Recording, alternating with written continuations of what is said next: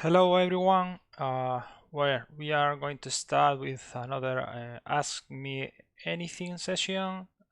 Just remember you can send us questions by mail or in Twitter or in the chat you already see here in YouTube. Okay, and we will be more than happy to answer them. So today we are going to speak about APIs. What is the best architecture to build APIs for big data architect systems? We are going to speak a bit about REST, about OpenAPI, about API management. We are going also to cover GraphQL, and then we are going to speak a bit about APIs more oriented to real time. And finally, some of the possibilities for implementations we found very useful and interesting in the past.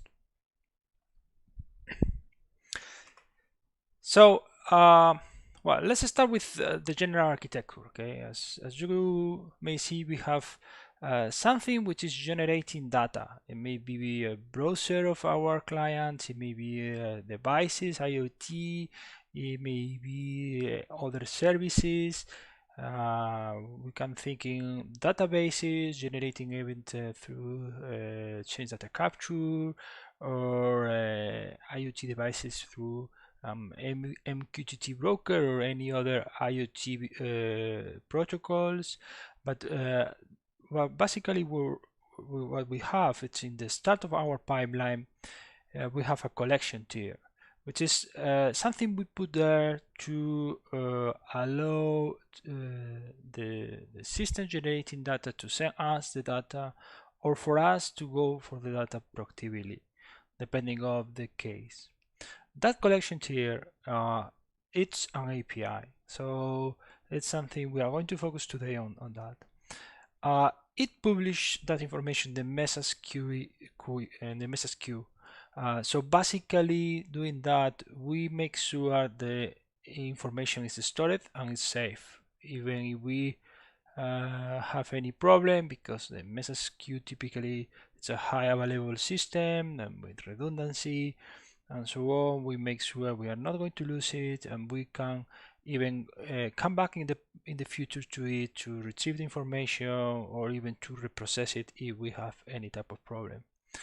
After that step, we have the analysis tier, which is basically where we collect, where we aggregate or filter or enrich the data to make it usable for our clients. It's where we have the logic to process the data.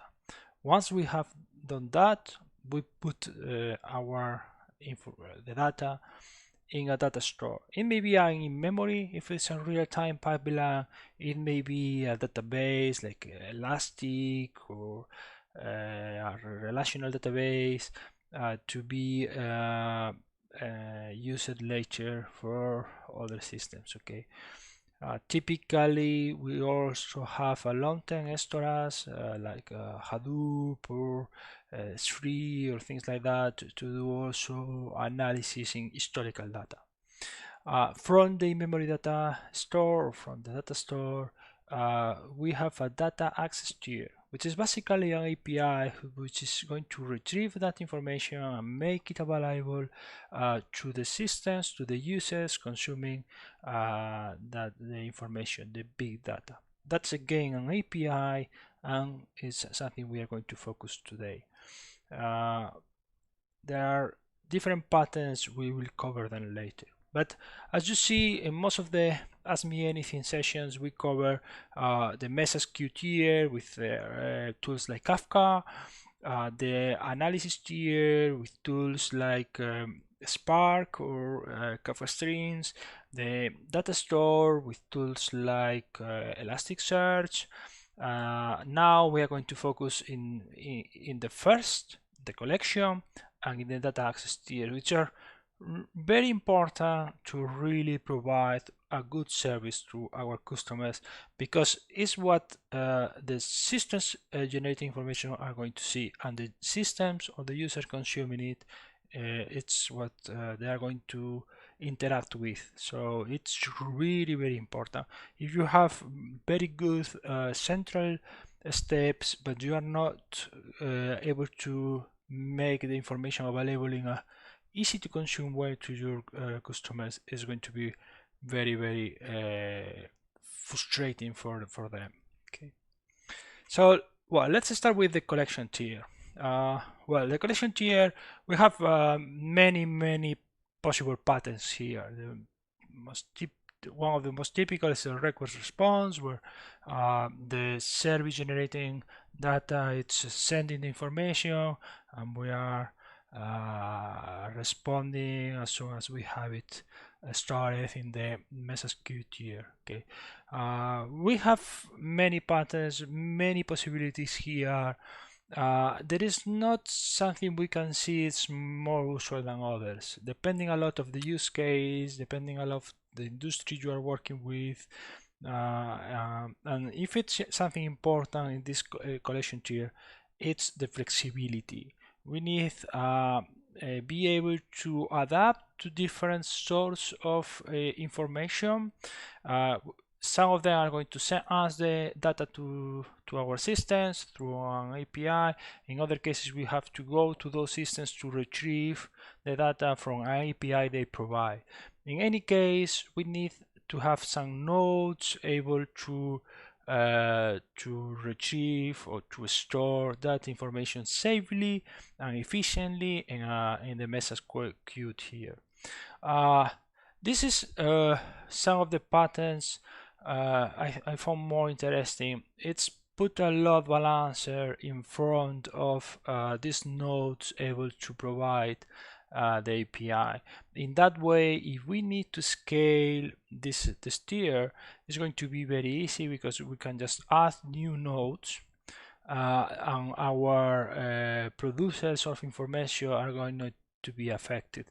They only just see the load balancer, and we can add nodes even dynamically when we need them. So it's really a good way to scale this tier, have a load balancer in front of it, and not only scale, and not only that, if we for whatever reason we lose nodes processing data because we have more than one, the others can continually working, and the producers of information don't see any outage in our service. So that's a very important thing.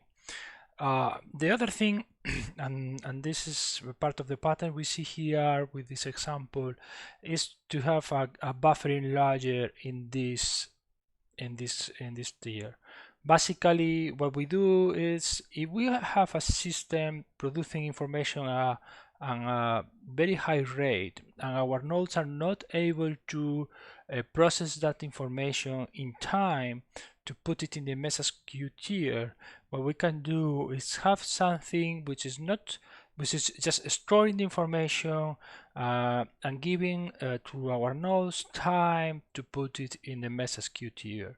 That buffering layer may be, for example, Kafka in some cases, where it's used in front of databases to store information and to decouple the database from the services ingesting data in the database. For example, it's very typical in elastic architectures where we have a maximum limit of the ingestion in the database. So we put Kafka in front of it, and we can make sure we never lose any message, and we don't put too much pressure in the database, right?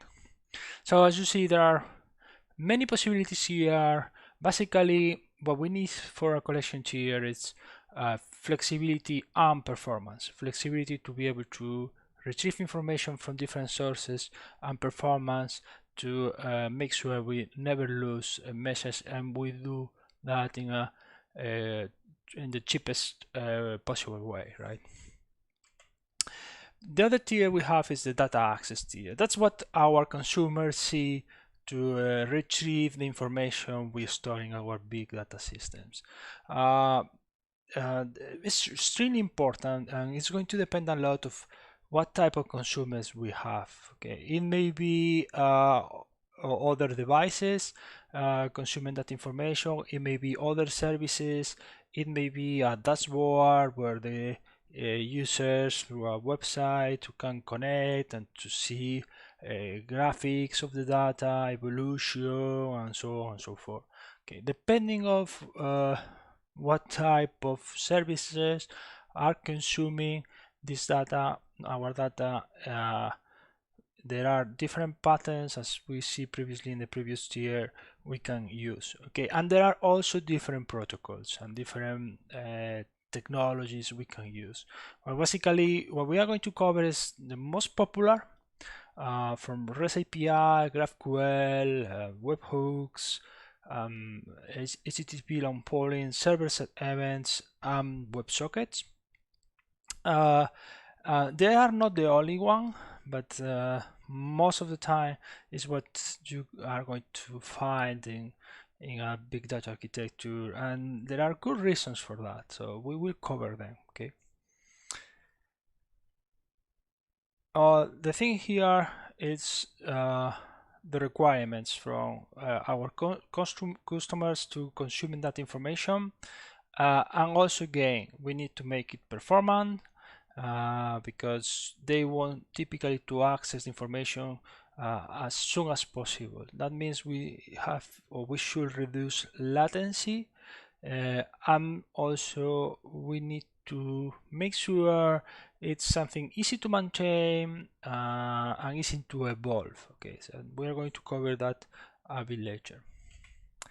So probably the most popular way to build an API is to do a REST API. Okay, it's a standard based in JSON.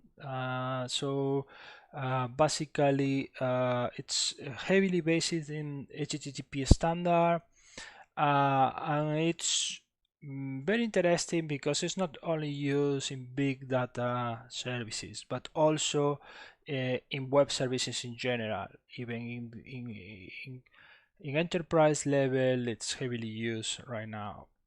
If we see things like mobile, it's also very used, and so on and so forth. So what is really nice about REST APIs is they are everywhere. The frameworks are really good, and the support is really good. So it's a really good way to use to develop an API. If what you want is to provide as an endpoint, customers can invoke from time to time to retrieve the information and to use it, maybe to generate graphics, maybe to generate a report, maybe to launch other services, other things. Okay. The REST API have also some limitations. If you have an infinite flow of information where the customers need to receive information all the time, REST API doesn't give you a good way to do that. Basically, what you have to do is polling, so your customers have each periodically they have to invoke your API, and that may be not so efficient, depending of the throughput of your systems, the refresh rate they need, the client need to have in system. So for those options, it may there are other possibilities, other protocols we can use. Just to mention a couple of things. The first is OpenAPI. OpenAPI, it's a way to document our APIs, to build our REST APIs in a standard way, which makes easier for our consumers to use them. Okay, it's based in Swagger, so as you can see here, you have a definition of the API, you have a description, it has versions, it has metadata. So the consumers, the users of our API are going to have a very nice standard documentation to know what is doing our API, what data is providing, and how they can retrieve it. So that's extremely useful. It's heavily supported in the industry, so most of API developers know how to use this, and they expect to have things like this. So don't reinvent the wheel. If you want to use REST API, use Swagger and OpenAPI specification, because it's going to make the experience of your clients a lot better. Based on that, I will also to comment something I have been using for a while, which is called API first. API first is a process where we first agree with our clients the API specification. So we design the API, we design what methods we have, what information we are going to provide, how we are going to do it. It's like a contract, right? And once we have that API designed, the customer says this is exactly the API I want, then we start with the implementation of the pipeline to retrieve that information and to make it available. So instead of start with the collection tier and then see what we can provide, we start speaking with our clients, asking them what they need, designing the API, the contract, and then once we have that and we have that contract closed, then is when we build the rest of the pipeline to make that information available to them. Okay. There is even a step forward on this, which is called contract testing, which is basically we not only agree on the API, the schema, and so on, but also the customer develops testing artifacts. We can, when we are implementing the API, we can use that testing automation to test our API and to make sure the implementation it's following our customer requirements. It's also a really good way to make sure we deliver what is expected from us. So those all things are covered in the REST API. As I say, it's a very good way to provide APIs to customers. But in some cases, REST API have some limitations. Specifically, if you want to do things like search, provide the capability to launch queries from the REST API, it's not so easy. Basically, because it's so heavily based in the HTTP protocol, and it's not something HTTP has been designed for. In that cases, REST API are quite hard to implement. You can do it if you take a look, for example, to the Elasticsearch API. They provide that and they do it quite well. But to provide that, they don't follow the typical best practices of REST APIs.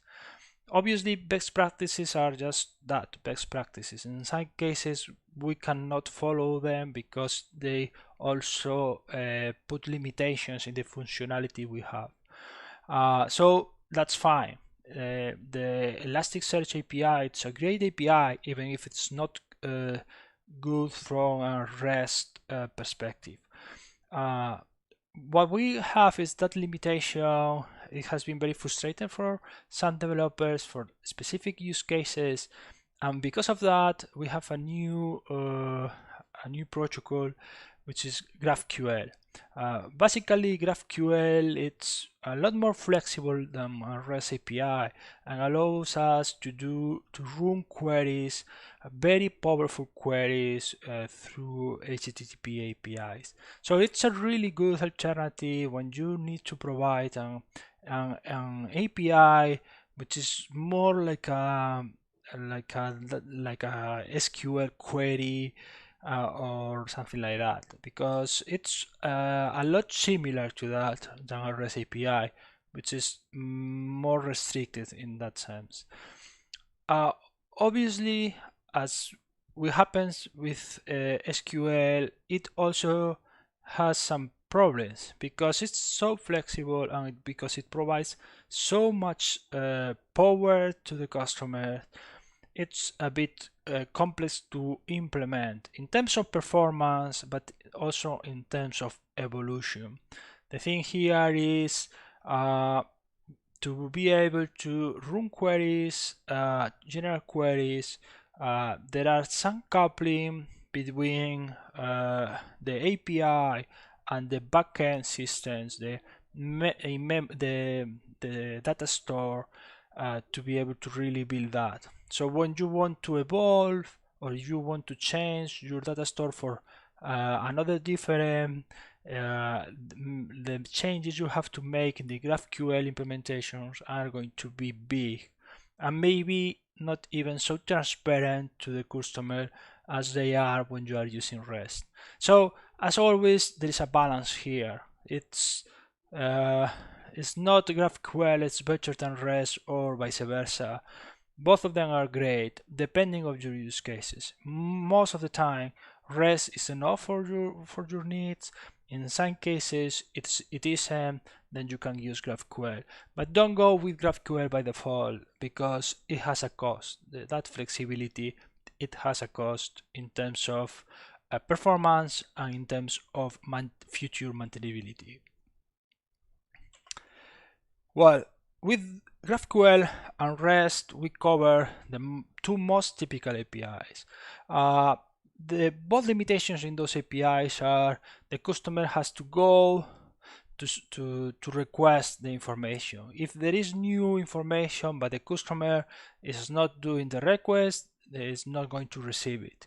Okay, for that there are other possibilities. Okay, webhooks is one of them. Basically, with webhooks, what we have is we provide an API to our customers and our customers invoke that API, but not to retrieve the information, but to tell us, hey, send me the information as soon as you have it available to this other API, which is not our API, it's the API from the customer. So as soon as we have information, instead of wait for the customer to retrieve it, we invoke that API from our customer to send it. Okay, it's a nice way to do it, but it's not very used for several reasons. The first one is we need to make sure we have connectivity with the API of our customer, and we don't know that in advance. Okay, so if there are firewalls or if our customer is behind routers or things like that, we may have connectivity problems, and maybe we cannot invoke the API to send information when it's available. That's one of the options. Okay, the other one is not very efficient if it's a high rate system, because we are opening connections each time we have new data. If the rate of that new data is high, we are opening connections all the time for each of our customers, and then may be quite expensive. So if it's slow data and the services are services which are available from the network, it may be good. If not, there are other options. In this case, we see the Slack API, like they provide these webhooks to allow you to receive messages from Slack. So you provide your API, and they each time you receive a message, they invoke your API with that with a message. Other option, it's HTTP long polling. This is basically our client is opening a HTTP connection against our API. It keeps the connection open for all the time, so we can use it to send information, to send data when the data is available. This is not very performance because we need to keep connection open for each of our clients. If we are not sending information, the connection is just open, but it's not being used. It may be closed for firewalls or routers, so the client have to reconnect again. It's not the most performant way to build an API. We have also servers and events. This is something, it's a standard part of HTTP. So it's a good way to receive information, to send information to our customers. So basically they register and we have a way to send information to them. The thing is, they have a couple of issues. The first one is it's one-way direction. We can send information to them, but they can't send information to us through servers and events. Okay, they will need to open an HTTP connection to do it, which is not very nice because we don't have a two-way connection to communicate. Okay, and to send, for example, things like notification and so on. The other thing is it's not designed really for high throughput services. It was designed more for browsers to have a way for the server to send information to the browser when needed, for example, for notification. So it's not the most efficient way to share information between the browser or between a dashboard and our big data system. But if it's not a very heavy throughput, it may be a good way because the support, for example, from browsers, it's really good. So if it's a dashboard, and the throughput is low, it may be very interesting to make sure we always have available for our customer that dashboard. The last one is Websockets. This is also a standard which allow us to open a connection between the browser and the server. So we can just implement the server, and we can send and receive information in real time between them. It's a very good way to share information. It's very used in dashboards, in real-time APIs out there. The performance is not too bad, and in general terms, it's the recommended way to do it. Maybe one of the problems is some networks, typically corporate networks behind a firewall or behind a proxy, they may have problems with sockets, but that's something which is improving a lot. It's not usually a problem anymore, but depends a lot of the network. Okay, so we have covered different ways or different protocols we can use to build an API. Let's take a look to the implementation. What I have been doing in the last year is when I was working in web APIs, I use a lot Spring and the Spring framework. Okay, it's really a popular framework, uses in many projects, and it's also good for big data APIs. The thing is, in some cases, if we need to have a lot of performance, or we have to deal with specific protocols, or with real-time protocols, Spring maybe not the best option because it has some overhead in terms of performance, and because in the end it has been designed more for web APIs than for real-time APIs or APIs dealing with protocols different than HTTP. For that specific case, if you have requirements and heavy requirements in terms of performance, one of the very interesting options is Spring Webflux. So Spring Webflux, it's similar to Spring Web MVC. It's also part of the Spring framework, but instead of being a synchronous API, a blocking API is a non-blocking API. That means our server is able to handle a lot more connections, because if our clients are not receiving data or we are not sending data, we don't have threads blocked waiting for it. So we can do the same thing with less threads. That means with less CPU, with less memory, and in the end it's just cheaper. So Spring Webflux is a very nice way to build APIs, because it's a non-blocking framework using reactive streams.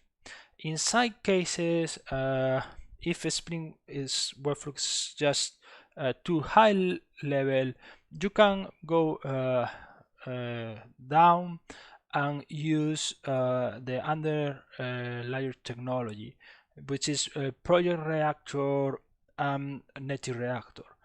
Netty, it's a framework to build APIs, heavily used. It's everywhere. Most of the systems providing APIs are using Netty under the hood. So you can just build APIs almost directly using Netty with with a minimum overhead, which can be very convenient if you have heavy requirements in terms of latency, in terms of performance, or you have to deal with specific protocols when speaking Webflux or other web frameworks just don't provide the functionality you need. So Netty is a really good way to use this. Just take a look to that, because I'm quite sure in the future we'll slowly move our big data APIs from blocking systems with things like Spring and the server API to reactive systems. Well, that's all from me. Thank you for your time. Please, if you have questions, just write them in the chat, or tell me, or send us an email, and we'll be more than happy to answer them. So let me check if there is something in the chat or in the email.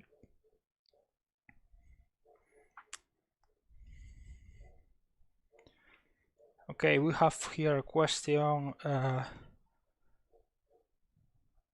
Okay, so the question is, well, I have been speaking about Spring Webflux and Native Reactor. If there are other frameworks out there which can provide the same functionality, for sure, and the answer is for sure.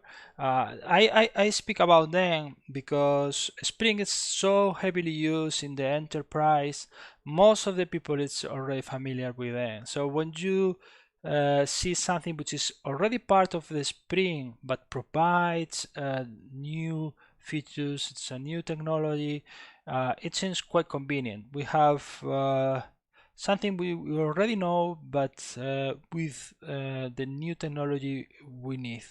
But there is not the only possibility. Other frameworks in the JVM we have, it's Vertex. We have similar capabilities and similar architecture, also using Netty and also using Reactive.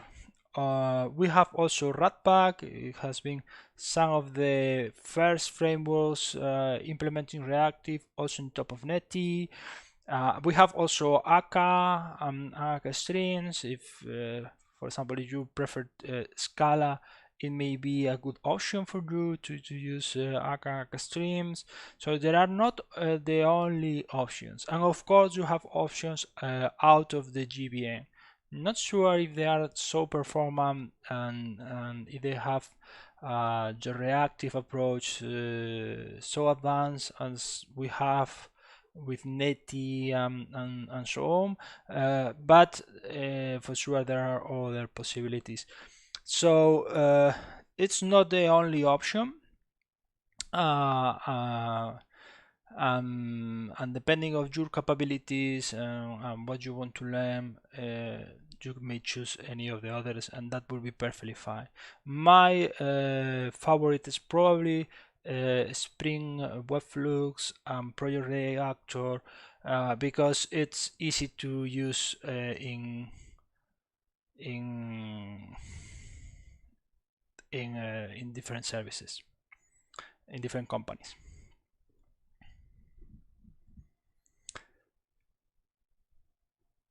Okay, let me check if we have any other question.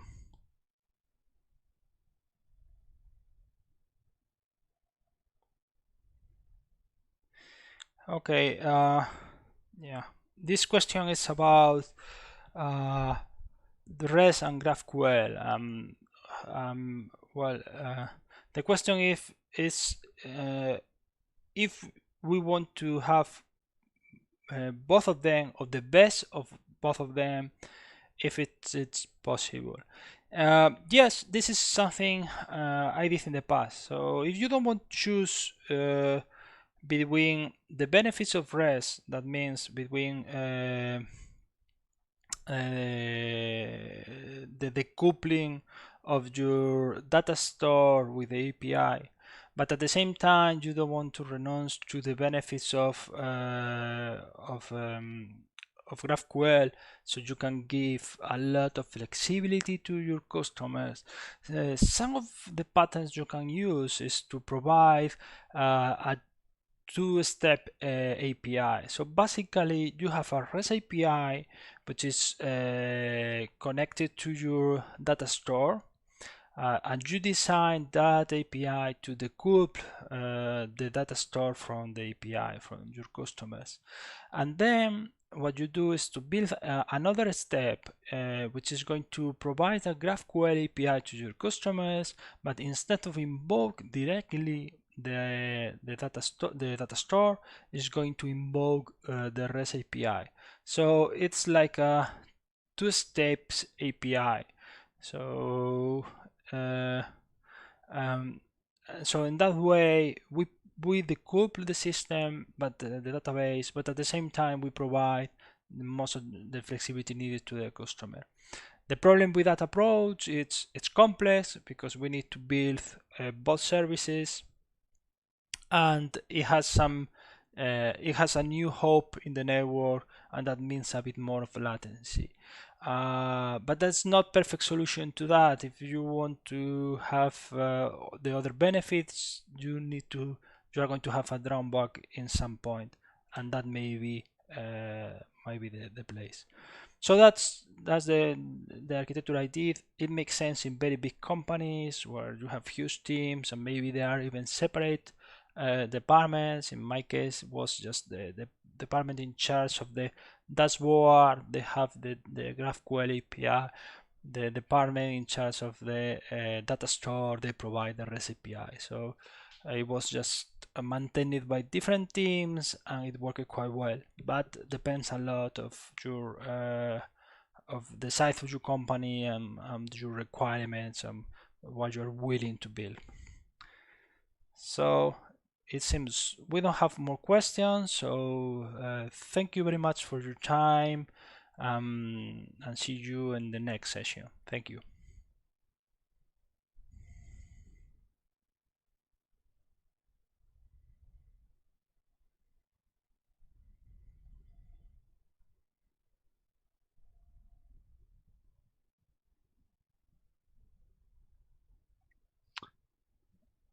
Oh, sorry. It seems we have another question. A question from Rom.